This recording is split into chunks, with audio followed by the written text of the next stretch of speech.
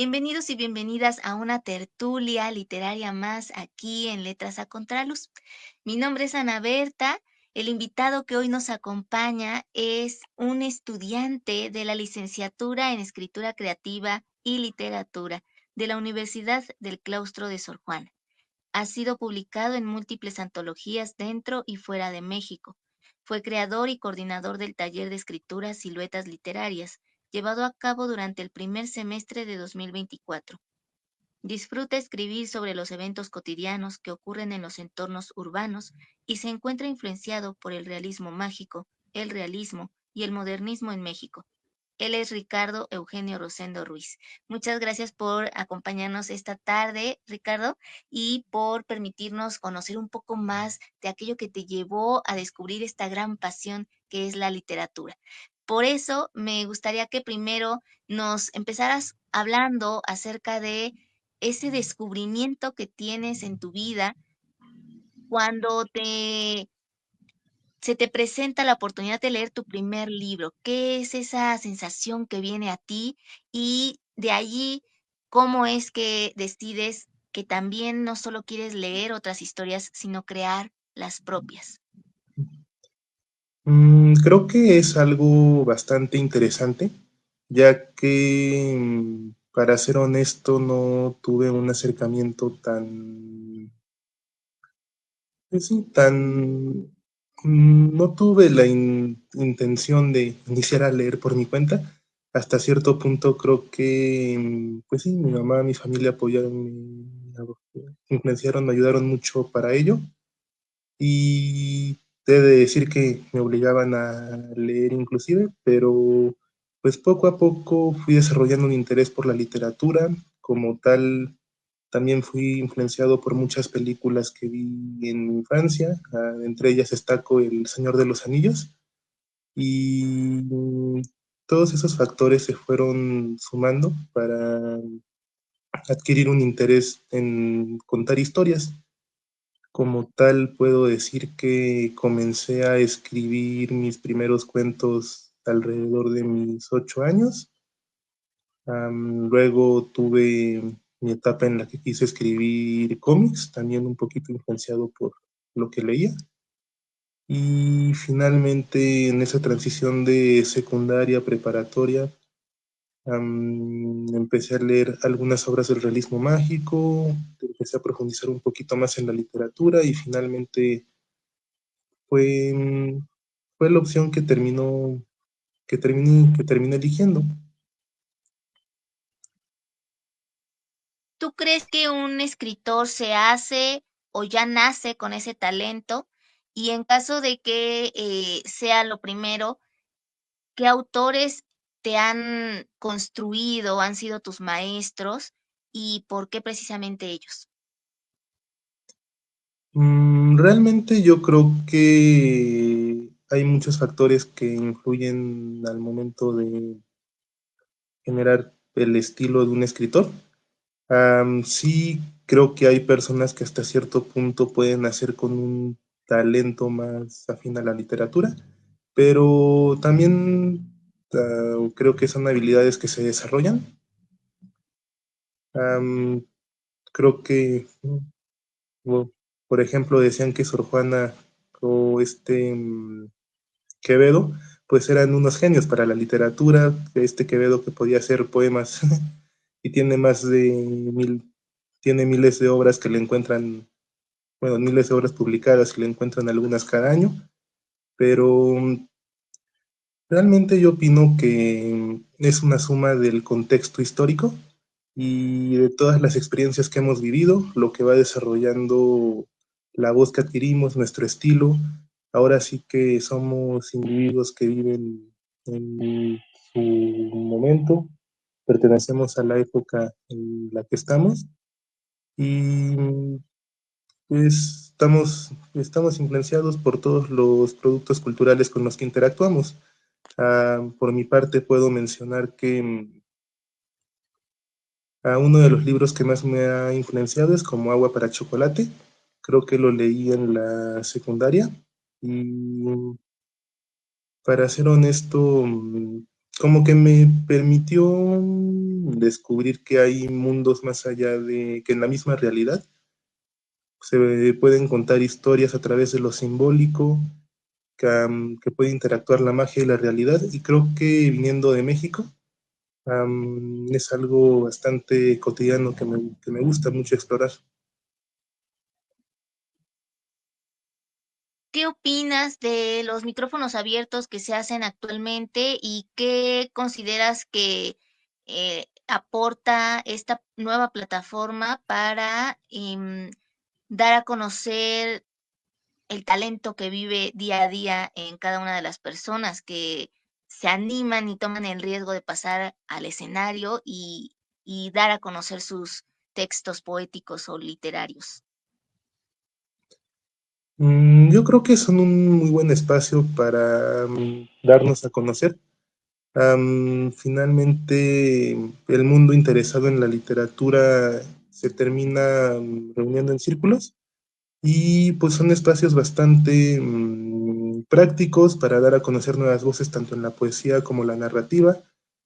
También creo que pues las nuevas tecnologías han ayudado un poquito más a difundir todo ello y también se requiere bastante valor, bastante confianza para poder animarse a compartir lo que uno cree con el mundo, pero creo que también es algo bastante importante porque así hay muchas personas que escriben si no se comparte lo que se escribe, igual y se puede estancar, y no puede evolucionar, y pues en esos espacios uno nunca sabe cuándo, cuándo puede ser uno descubierto. En tu caso, ¿nos podrías compartir algún texto que tengas de tu autoría que hayas ya mostrado en algún micrófono abierto? Sí, de hecho, este texto pues, fue publicado en dos antologías el año pasado y es un texto corto que tiene lugar en la Ciudad de México, se llama El bailarín de la Doctores y dice, recuerdo que se instalaba todos los días afuera del metro hasta que entre la noche del viernes y la madrugada del sábado desapareció. Ahora, cada vez que paso por su banqueta, me es imposible no percatarme del espacio que dejó, en especial hoy, que se cumple una semana de su ausencia. Me acostumbré a verlo a diario, por poco más de un mes, y su presencia llegó a sentirse como un reloj de fichar, al indicarme extraoficialmente el inicio y el final de mi jornada. Pero no es por eso que ahora extraño a ese calvo y jorobado anciano, al que observaba unos segundos a inicios del verano. No me interesa mucho saber cuándo se posicionó. La verdad, dudo que sea relevante. Quizá llevaba meses o años en su punto. Pudo ser una figura conocida dentro de su comunidad, o haber llegado aquel lunes en el que lo vi por primera vez. De cualquier forma, parecía que ese hombre tenía control sobre algunos metros cuadrados a su alrededor, los cuales formaban parte de una banqueta a escasos metros de las escaleras que se sumergen bajo el suelo. Es claro que no fue el primer hombre en bailar sobre una banqueta, ni siquiera la primera persona en causar disrupción, pues antes de verlo por primera vez, me percaté de un hombre sin piernas que maldecía a todos a media calle, de una pelea entre pepenadores y de un individuo con escasas monedas dentro de un vaso, de una cortada en el torso que permitía que se asomara su hígado, milagrosamente adherido a su cuerpo por un plástico film. Aún así, aquel bailarín improvisado se ganó en segundos mi atención por su moda setentera, conformada por una desgastada corbata de un rojo que iba entre la sangre y el vino, un viejo saco roto y un arrugado pantalón gris junto a sus gruesas cejas blancas. Eso sin mencionar que sería calvo de no ser por unas largas y despeinadas canas que se aferraban a su deslumbrante cabeza. No es por romantizarlo, simplemente me acostumbré a verlo. Me cuesta admitirlo, pero creo que en el fondo lo disfrutaba. Y ahora siento que jamás me lo podré sacar de la cabeza. Nunca volvió, pero después de la primera semana fue más sencillo acostumbrarme a su ausencia. A veces me siento frente a su zona, a mirar de reojo la banqueta, con la esperanza de verlo regresar. Entre mis descansos para comer y mi camino de regreso, me lamenté por nunca haberle dado una moneda, al intentar convencerme de que pudo haber hecho que se quedara. Tras concluir mi primer año, cambié de trabajo y al ser incapaz de comprar un auto, me sumergí en la estación Doctores. Han pasado años y me es imposible olvidarme de él, en especial ahora, que es evidente lo mucho que he envejecido. Frente a los espejos y el reflejo de los aparadores, noto cada vez más canas junto a pronunciadas entradas. En las mañanas elijo entre un traje viejo y otro heredado, a esperas de ser liquidado con algún pretexto que me evite rasgar mi jubilación. Recuerdo que yo te conocí en el seminario de Funar o no Funar, impartido por Samuel Santillana. Me gustaría que ahora nos hablaras precisamente de ese tema. ¿Qué debe tomarse en cuenta o no, desde todo lo que has aprendido también en la licenciatura, para funar a un autor o seguir conservando su obra y que no entre en acción lo ético, lo moral con respecto a la vida y obra del autor? Yo siempre he creído que sí se debe de separar un poco el autor y la obra. Finalmente, las obras tienen un valor por sí mismas y yo creo que ya han trascendido al autor. Am, Hablando desde lo que he aprendido en la licenciatura, me gusta mucho la estética de la recepción y creo que me gusta mucho para explicar la literatura, inclusive en nuestro papel como autores, ya que nosotros como autores interactuamos con todos los productos culturales, con todas nuestras experiencias y generamos una nueva historia, un nuevo producto, el cual es leído, reinterpretado y se genera un ciclo de recepción. Am, yo considero que al pasar eso, las obras ya trascienden al autor, por lo cual opino que se debe de criticar al autor, se debe de condenar lo que hace en dado caso de que sea erróneo, de que sea criminal, y se debe de respetar la obra por lo que es. Ahora también es cierto que no se deben de juzgar a las personas por los comportamientos de una época, porque se juzgan desde la mirada actual. Ah, Finalmente todos somos víctimas de nuestro contexto y así hayan sido comportamientos erróneos, se tiene que entender que era lo común, no que yo lo defienda, simplemente que ha sido un poco del proceso de la humanidad.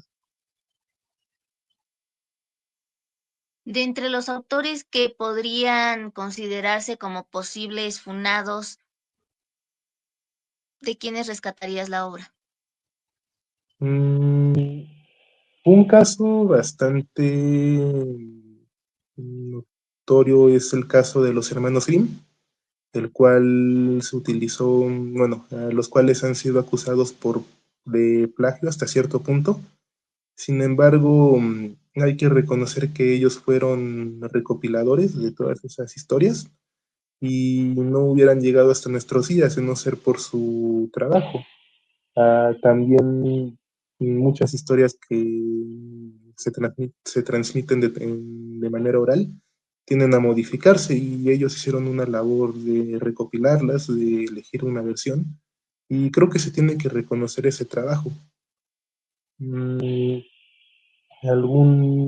bueno, mm, igual y aquí me voy a quemar un poquito, pero a pesar de que creo que Salvador Novo, Octavio Paz tienen bastantes aspectos criticables de su vida, su poesía tiene valor por sí misma al permitirnos una nueva forma de ver la realidad, la vida, la propia mexicanidad y así sean personajes que merezcan estar cancelados por sus acciones.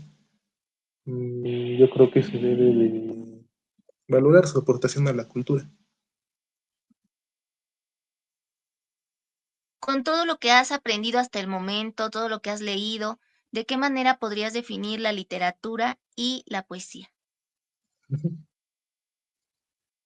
Mm, Creo que está un poquito complicada, pero yo creo que la literatura es una expresión de la cultura, la cual, pues sí, es una forma de emplear el lenguaje para decir algo más de lo obvio. Una expresión cultural en la cual se emplea el lenguaje para decir algo más de lo obvio, y creo que lo mismo sucede con la poesía. Actualmente se tienden a juntar los géneros literarios en algunos aspectos y creo que también en la narrativa existe mucha retórica, se toma muy en cuenta el ritmo y genera un efecto en el lector. Am, También considero que es un arte y creo que se vuelve un arte al momento en el que uno puede tomar alguna obra y le hace clic con algún momento de su vida, le permite que la obra influya en su identidad, lo cual, retomando la estética de la recepción, es la función social de la literatura. Por aquí, nuestro querido amigo y colega Eduardo Samuel Rivero Reyes, también profesor en el claustro de Sor Juana, dice: buena tarde, Letras a Contraluz, qué gusto verles, Ana Berta y Ricardo. Un gusto compartir contigo esta tertulia, Samuel. Y bueno, me gustaría que ahora nos hablaras, Ricardo, de em, qué impacto está produciendo hoy en día la literatura para las nuevas generaciones. ¿Están más alejados, más cercanos? ¿Cómo lo percibes desde tu visión como estudiante y también como escritor? Creo que por un lado, en especial en México, y digo, lo dicen los censos, la gente no lee tanto como en otros países, pero también creo que muchas personas actualmente tienen las ganas de contar alguna historia. Am, Se dice que actualmente hay más gente que quiere escribir de la que lee. Y creo que es muy importante que la literatura se siga difundiendo, en especial en estos momentos donde todo quiere ser inmediato. Las tecnologías creo que nos han hecho vivir en un ritmo a un ritmo donde se espera que todo ocurra, en- pues sí, que hay una inmediatez en el presente. Y eso nos ha hecho hasta cierto punto, hablo desde mi perspectiva, perder un poquito la esperanza en un futuro, igual y en la trascendencia de las ideas. Y yo creo que esa es la importancia de la literatura, que nos permite trascender con nuestras ideas, nos permite hacer que las ideas vayan más allá y que dejen de ser parte de nosotros para integrarse a todo lo que se puede llamar cultura. ¿Qué le dirías a quienes solo quieren escribir sin que tengan la base de la lectura? Como dije al inicio, sí creo que existe el talento, pero también es cierto que si uno no escribe, digo, si uno no lee, se estanca porque no interactúa con otras voces, no interactúa con el mundo. Uno no puede escribir literatura, yo creo que uno no puede escribir literatura si no sabe, si no ha leído, si no interactúa con los autores, con la realidad.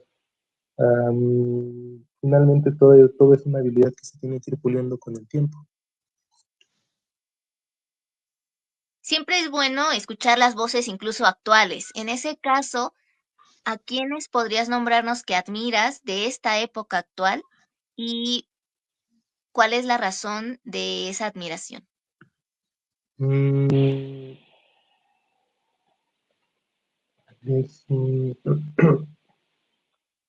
Creo que son autores un poquito del siglo XX, pero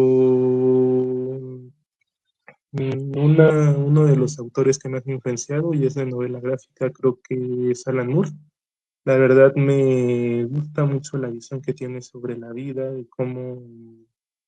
me muestra que se pueden combinar los conocimientos del presente con la ficción a través de las novelas gráficas. Como ya dije, también soy un fan de, bueno, me gusta mucho como Agua para Chocolate. Realmente es la única obra que he leído de Laura Esquivel, pero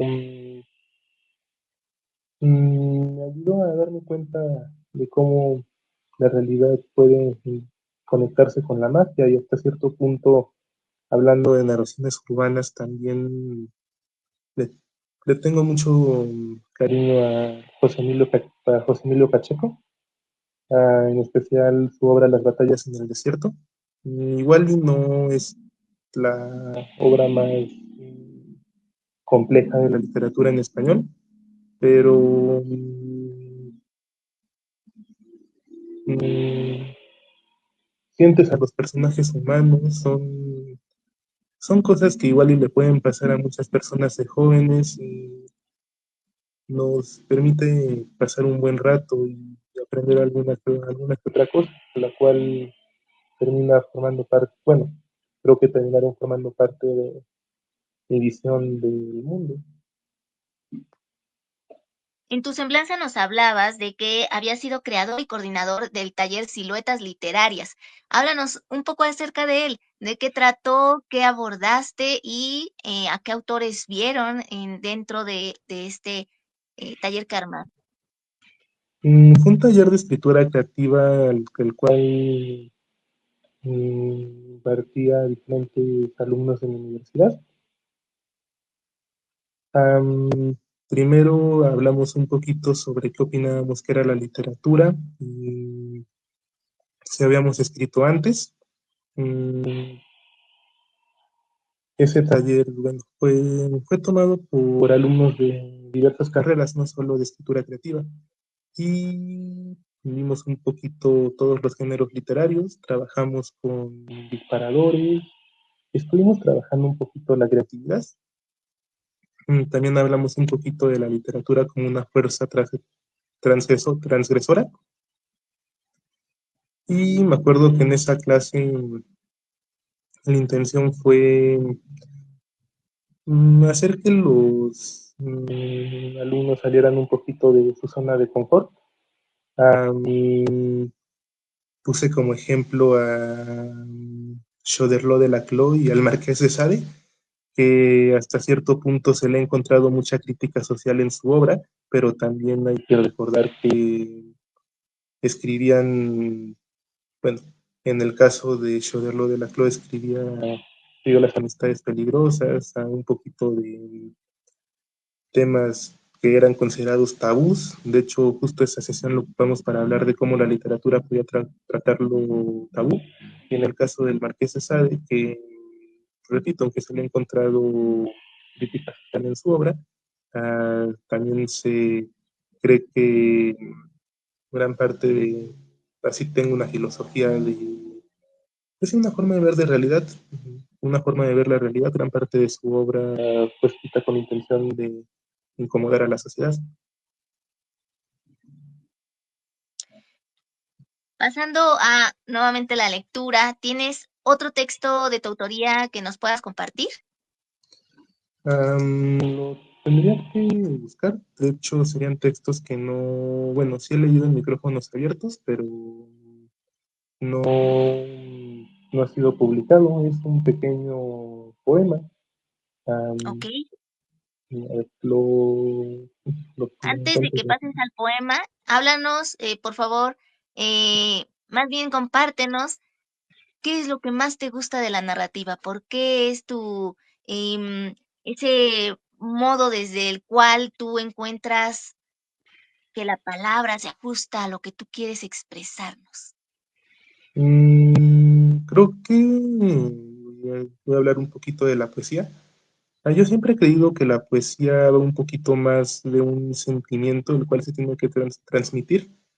Y en el caso de la narrativa, creo que yo lo utilizo para transmitir ideas, pensamientos, igual y requieren un poquito más de texto. Bueno, ahora sí te escuchamos. No, bueno, no Eh, sé si ya tengas el poema. sí, un segundo. Sí, no, con calma, con calma, con calma.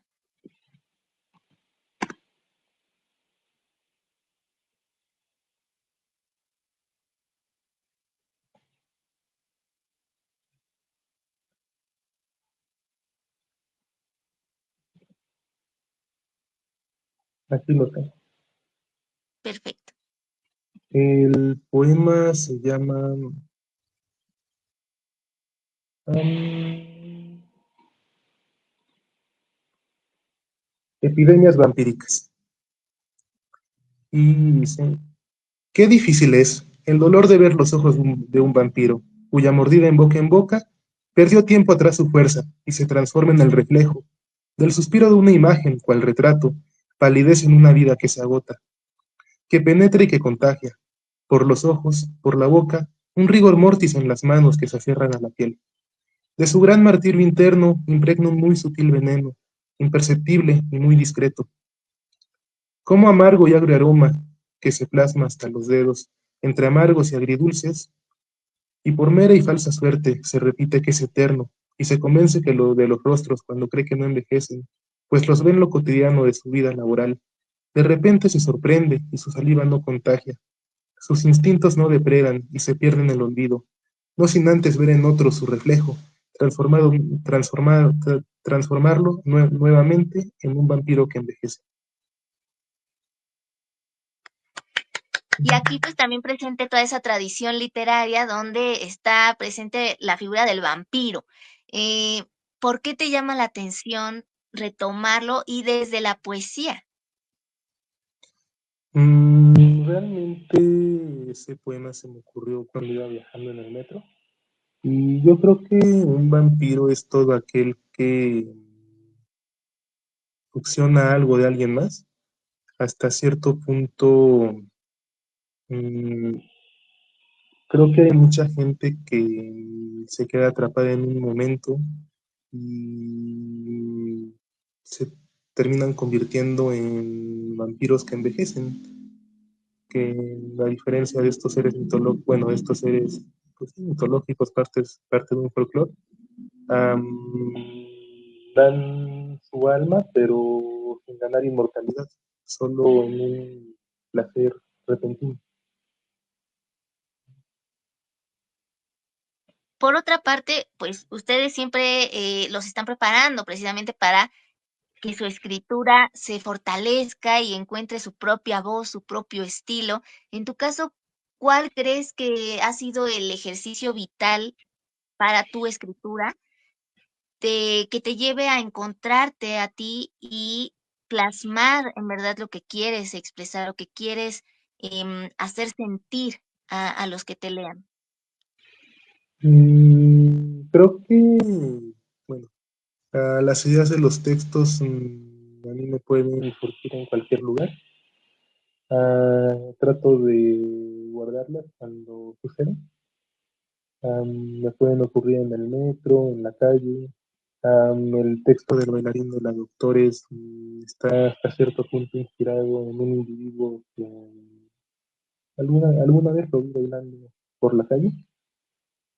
Y creo que uno de los ejercicios que más eh, me gusta es precisamente pasear igual y perderme un poquito por la ciudad, sin ponerme en peligro, claro, pero me gusta mucho la libertad de conocer otros lugares. También otra cosa que he hecho es aceptar trabajos, proyectos, igual y si alguien me pide un cuento, pues aceptarlo, porque, bueno, si alguien me pide que escriba un cuento, porque me ayudan a afinar el estilo, te permiten tener retroalimentación y pues cada texto es un mundo. Un ejercicio así muy específico que tú pongas en práctica para tu proceso creativo. Un ejercicio. mm, mm,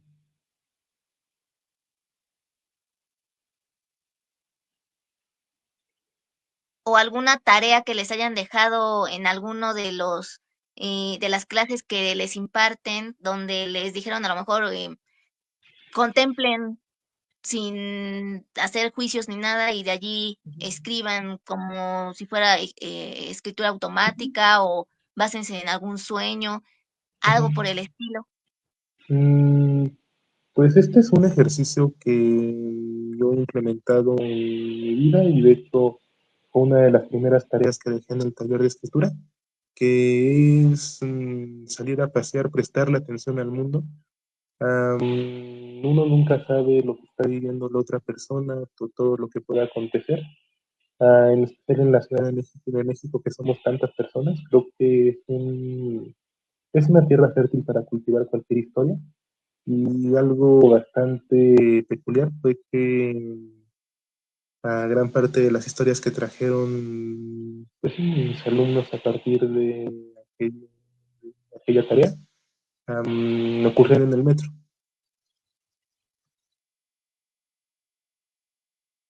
Entonces el ejercicio es irse un día en el metro, tomar cualquier línea y ver qué está aconteciendo en esa cotidianidad y qué puede detonar que uno cree una historia de repente, que la vaya construyendo en su mente y después ya la pase al papel.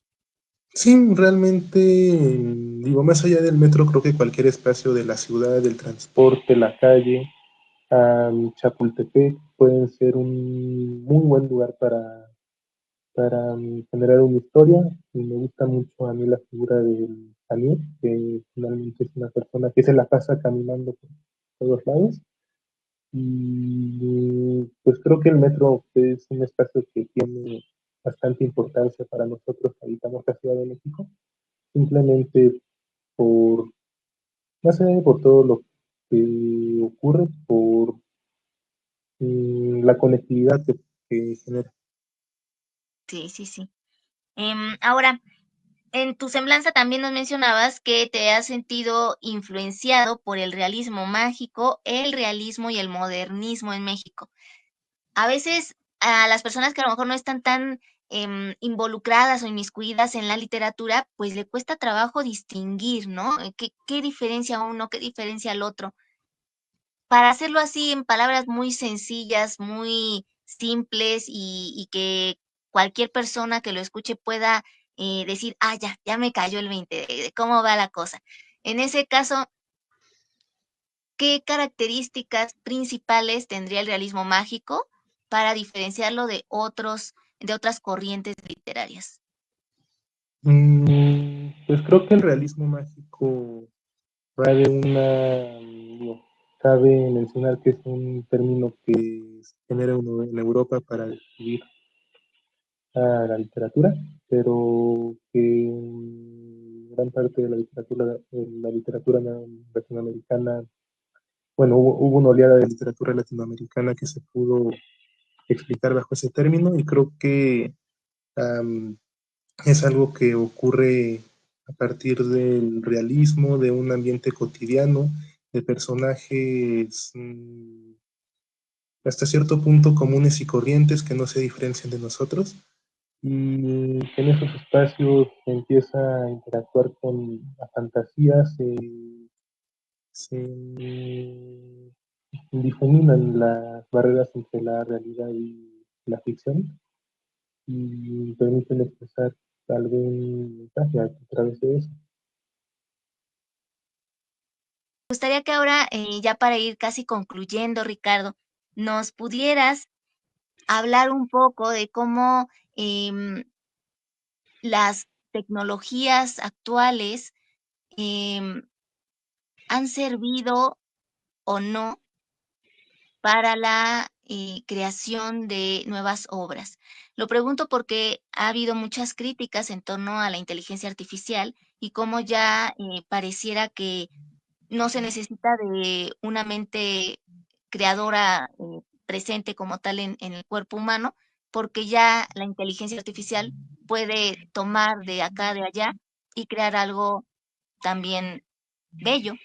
Em, ¿Crees que la inteligencia artificial ya ha cubierto todos los rincones em, que pueden existir o le falta algo que jamás va a tener la inteligencia artificial y que el humano sí tiene?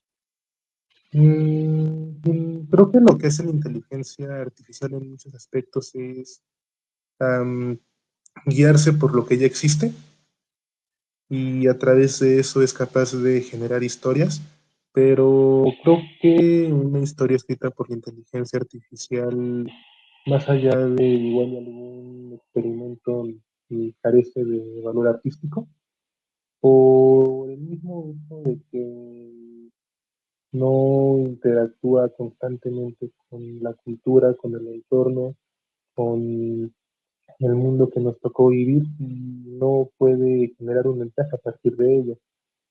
Am, Creo que las tecnologías nos han permitido hasta cierto punto igual y difundir mucho más la literatura.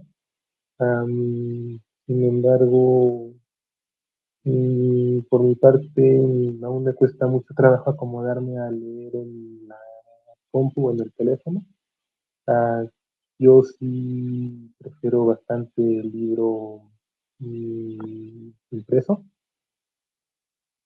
De hecho, igual y no tienen que ser ediciones nuevas, pero me gusta mucho luego comprar ediciones, libros de viejo y rescatar algunos libros que llamen mi atención, conocer nuevas historias que a la larga van a formar parte de este, pues sí, van a formar parte de los productos culturales con los que he interactuado y ayudarme a generar mi propio estilo. Ya ahora sí, para finalizar, Ricardo, compártenos tus redes sociales, si vas a tener próximos eventos dentro del claustro o fuera de él, y dónde pueden saber más de o conocer más de tu trabajo literario. Bueno, mi Instagram es, ¿lo digo o lo anoto? ¿O cómo lo...? Dilo, dilo, por favor. Es Richie con D al final, guión bajo, ROSR.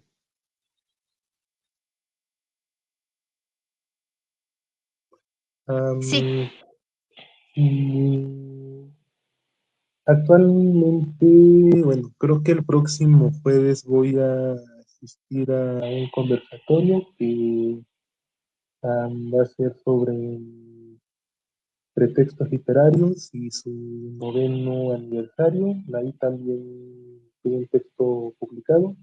Bueno, de hecho, fue uno de los lugares donde publiqué el texto de Bailarín de la Doctora. Igual y no vaya, no creo, igual y no formo parte del conversatorio, pero voy a ir aunque sea como asistente. También este 24 de enero voy a estar trabajando, organizando una tertulia literaria en el claustro. Hago una invitación a toda la comunidad universitaria por si gustan acompañarnos. Algunos compañeros nos van a hablar de las obras que han influenciado su vida y también vamos a hacer un pequeño micrófono abierto al final para todos aquellos que gusten acompañarnos. Mm, ¿a qué hora es? ¿Qué día? es el 24 de enero y creo que es a las 3 de la tarde, si O bien sea, recuerdo. viernes 24 de enero, 3 de la tarde. ¿En Ujú. qué parte del claustro?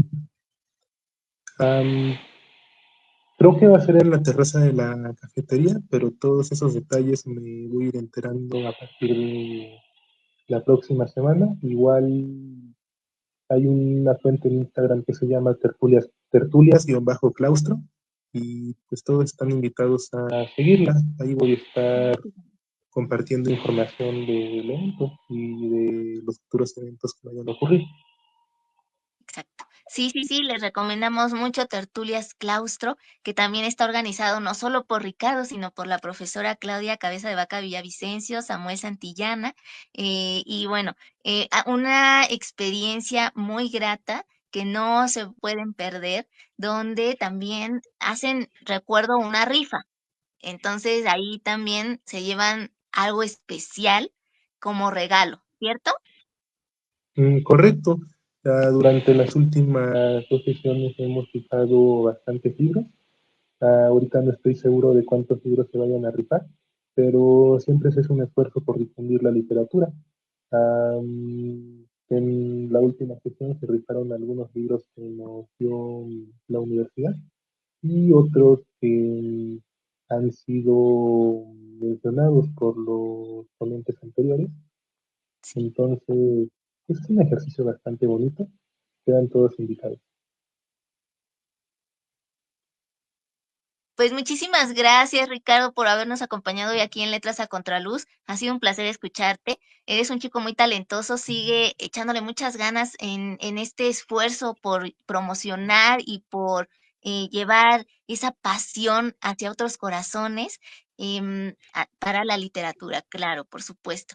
Entonces, que siga el éxito para ti, que sigas escribiendo mucho, publicando y también leyendo bastante, como hasta el momento. Muchas felicidades.